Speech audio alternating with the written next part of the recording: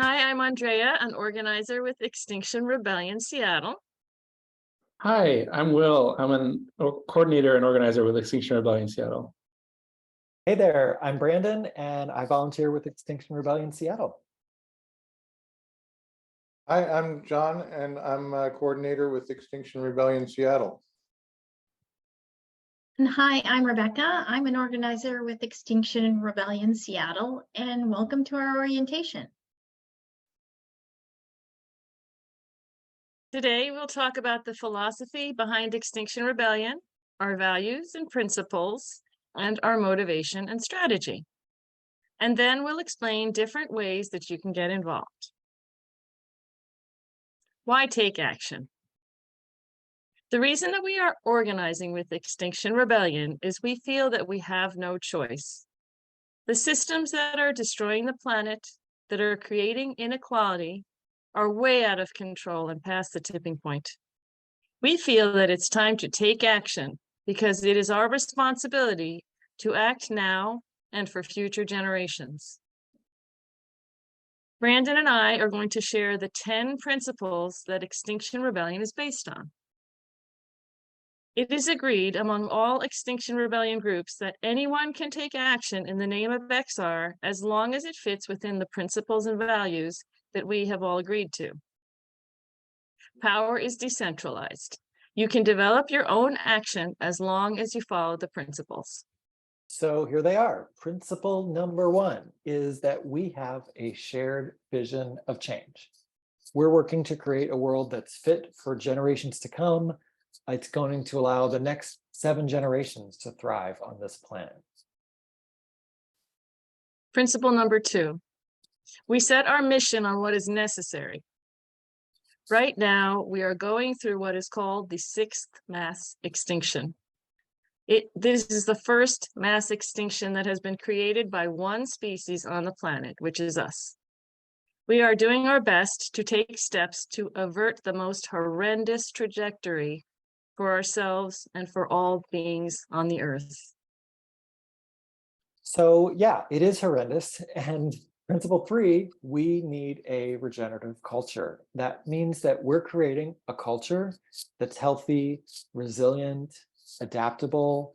We're not only a network of activists, but we also seek to find ways of being and ways of doing that support positive change. And this is challenging work. We're doing this under difficult circumstances, facing climate and ecological emergency, facing systemic injustices, inequality, and we need to stay strong and engaged. So we follow this regenerative action cycle.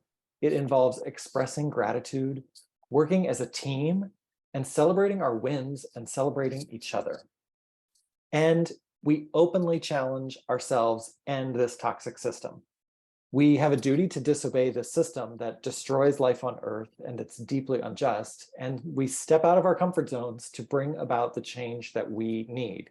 So some of us need to use our privilege and our resources to step in and do open civil disobedience and direct action to make the necessary change.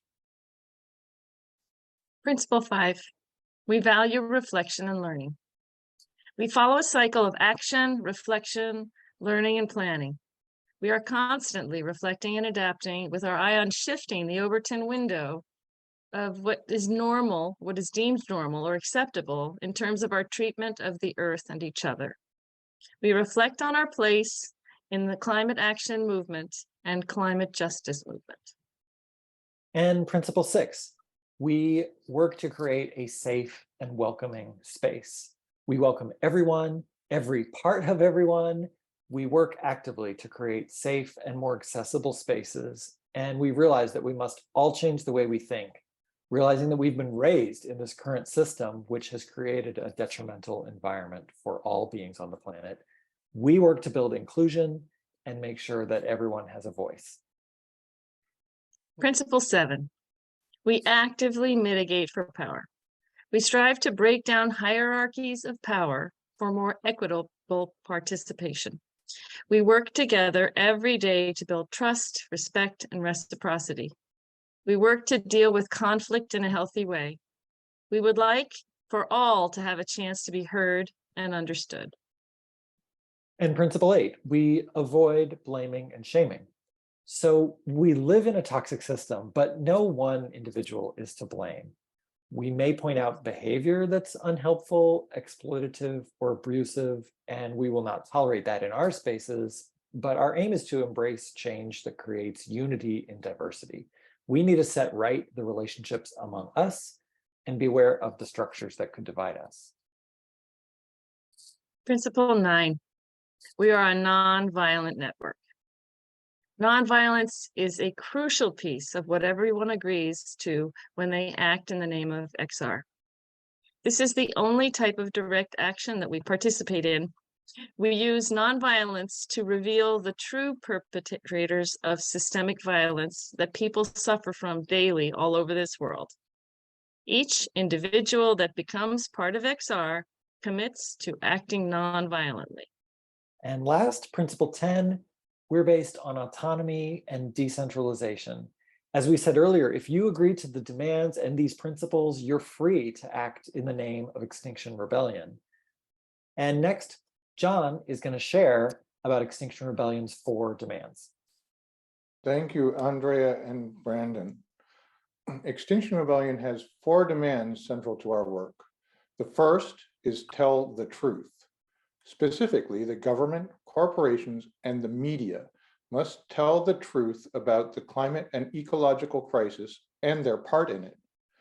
They must communicate the urgency for change, which takes us to the next demand. The second demand is to act now. We must declare a climate and ecological emergency and act now to halt biodiversity loss and reduce greenhouse gas emissions. Postponing goals until 2030 or 2050 is unacceptable. The third demand is to go beyond politics. Our current governmental systems are bogged down by money and lobbying and the short-term thinking reinforced by the election cycle. We believe the government must create and be held and be led by the decisions of a citizens' assembly on climate and ecological justice. We need to both increase understanding of issues and bring the decision-making power of the people to the forefront.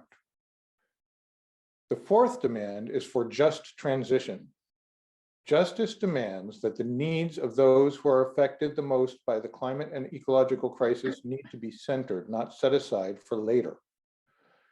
We live in times of extreme inequality, and no climate solutions that are not also social justice solutions will be acceptable. We are ever mindful of systemic racism and environmental injustice and work to build alliances with frontline communities. Now, Will is going to share about how we organize our work. Thanks, John. So how does this all come together? We use a self-organizing system of self-governance, or SOS for short. This involves using consent for decision-making, aiming to make sure that all voices are heard and that all folks in the room are comfortable with the decisions we make. This work is horizontal, it's not hierarchical, and we have working groups that are joined together in central working group council. In XR Seattle, we have 7 working groups. We have tech, action, outreach, citizens assembly, media messaging, finance, and art. There's the ability for actually subgroups to exist in here, and we also have affinity groups, which are shown in red. We also have external connections to XR US, the XR West Coast group, and to other organizations like Scientist Rebellion. Now we will talk about strategy. So our primary strategy is direct action. It's based on a long history of effectiveness of nonviolent direct action, or NVDA, as an agent for change. So nonviolent direct action implies a commitment to using nonviolence and creative means to resist systems of oppression in order to influence and encourage social change. So this could include acts of protest, any persuasion, non-cooperation, and of course, civil disobedience. To use nonviolent direct action is to directly stand in the face of injustice. This could include occupying a lunch counter, interrupting business at a bank, that is dangerously financing fossil fuel polluter or a pipeline builder, or blocking an entrance to a forest that a logging company is trying to visit. So here we have 2 images. The images on the left is actually the Sunrise Movement at Mitch McConnell's office. And that happened in like 2018 or 2019. And then the image on the right is from the 1960s. It depicts a lunch counter protest at a segregated location. So we feel that nonviolent direct action like that, like shown here, particularly disruptive action, can really amplify the chorus of other activist efforts. In particular, nonviolent direct action works to change the focus of society. So next, actually, Rebecca will tell you a little bit more on how we can get involved. Thanks, Will. Please sign up for our email list. We send out bi-weekly emails inviting folks to action, either joining us in the street or in other ways, say digitally through social media and email to help us get the word out. On social media, follow us at XR Seattle on Twitter and Facebook, or Extinction Rebellion Seattle on Instagram to stay posted for our next exciting actions coming up. If you'd like to get further involved, the first step will be to set up a one-on-one conversation by emailing contactxrseattle, one word, at protonmail.com. If someone doesn't reach out to you first, we'll talk about what your interest is and how you can participate. Now, you may be wondering how you can get further involved. Some of the options are the Action Working Group that organizes and coordinates our actions, the Outreach Working Group that welcomes new members and also reaches out to allies, the Media and Messaging Group that coordinates our social media and emails, the Tech Working Group that updates the website and teaches folks how to use Action Network, and the Citizens Assembly Working Group that is researching and formulating a plan for getting Citizens Assembly going locally, and finally the Art Working Group that makes our posters and banners. Thank you for taking the time to learn about Extinction Rebellion Seattle. We hope that you're feeling motivated to take action in this time of crisis, and that you will join us in making our voices heard. We hope you join us. Join us in the streets.